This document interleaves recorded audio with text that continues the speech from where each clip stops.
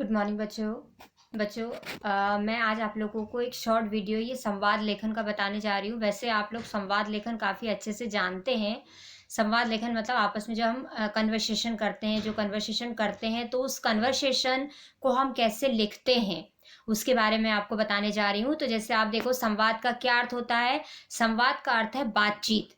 यह शब्द संवाद से बना है, जिसका तात्पर्य होता है सम्यक बोलना, मतलब आपस में बोलना। दो या दो से अधिक लोगों में होने वाली बातचीत को हम क्या कहते हैं? संवाद लेखन कहते हैं।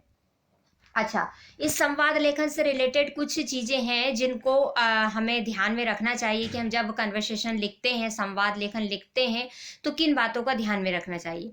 जैसे संवादों के लिए पात्रों की उम्र, अवस्था तथा पद आदि का ध्यान रखते हुए संबोधन करना चाहिए। अब पिता के साथ संवादन हो रहा है तो ये पिताजी या पापा हम ऐसा लिखेंगे, और या आप क्या कर रहे हो, या तुम नहीं लिखेंगे हम। तो इस तरह से उनमें हम क्या संबोधित करते हैं उनको, वो हमें देखना है। फिर संवादों में आत्मीयता झलकनी चाहिए, सॉफ्टनेस होनी चाहिए। संवादों में क्रमबद्धता व संबद्धता होनी चाहिए। एक सेंटेंस दूसरे सेंटेंस से रिलेटेड होना चाहिए। ऐसा नहीं कोई भी बात कहीं भी जा रही है और हम संवाद लिख रहे हैं, जो कि हम ओरिजिनल में इस तरह से बातचीत नहीं करते। ऐसा नहीं होना चाहिए। पात्रों के हाव भाव आदि को कोष्टक में लिखना चाहिए। वार्तालाप विषय से संबंधित हो।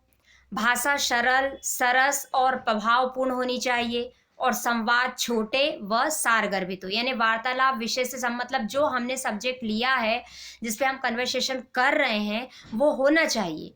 और हमारी भाषा ऐसी होनी चाहिए जो सामने यदि कोई पढ़ने वाला है तो उसे समझ में आए। और छोटी सेंटेंस होना चाहिए, और उनमें कोई मतलब कोई रीज़न निकले, उन चीज़ों का कोई महत्व निकले, है ना। तो इस तरह से होनी चाहिए। इसके अलावा भी ये संवाद में ऐसे हो जो बनावटी न लगे, यानी कि संवाद जीवन की वास्तविकता से जुड़े। ऐसा नहीं कि हम कुछ भी बोल रहे हैं। यदि संवाद माता पिता, भाई बहन या प्रिय से हो तो उनमें अनौपचारिकता होनी चाहिए, यानी संवादों में अपनापन झलकना चाहिए। यदि संवाद शिक्षक, ऑफिसर या किसी अपरिचित से हो तो उनमें औपचारिकता का निर्वाह होना चाहिए। मतलब एक जो फॉर्मल चीजें होती है, फॉर्मल उनसे बातचीत करने का तरीका होता है, वो होना चाहिए। वार्तालाप अवसर के अनुकूल होना चाहिए। उस समय आप कैसी बातें कर रहे हो, या हम कहीं भी बातें किसी भी समय किसी से बातें इस तरह नहीं करते, तो हमें उसे लिखना भी नहीं चाहिए। संवादों में यथासंभव हंसी मजाक तथा कुशल क्षेम की बातें भी लिखना चाहिए। ऐसा ना बोरियत ना हो, इस तरह का हमको ध्यान में रखना चाहिए।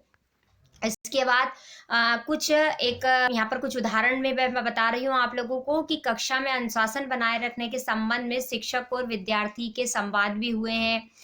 तो कुछ जैसे मस्ती टाइप होती है स्कूलों में, क्लास में, तो इस तरह से एक संवाद है, वो मैं आपको इसमें दिखा रही हूँ। ये उसका पूरा संवाद है। इसके अलावा चौक और ब्लैक बोर्ड के संवाद हैं।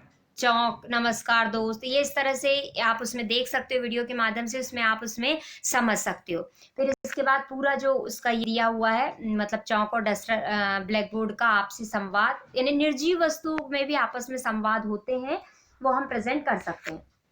इसके अलावा एक वृक्ष और पथिक यात्रा के बीच का संवाद है। तो आप ये संवाद आप देखेंगे, और इन संवादों के माध्यम से जो मैं आप लोगों को एग्जाम्पल्स के तौर पर करने के लिए दूंगी संवाद लेखन, वो आप करेंगे। पहले आज आप ये वीडियो समझेंगे, नेक्स्ट क्लास में मैं आप लोग से इससे रिलेटेड कुछ एग्जाम्पल्स दूंगी, वो आप अपनी कॉपी में उन्हें करेंगे, या आई होप आपको आज मिल जाएंगे।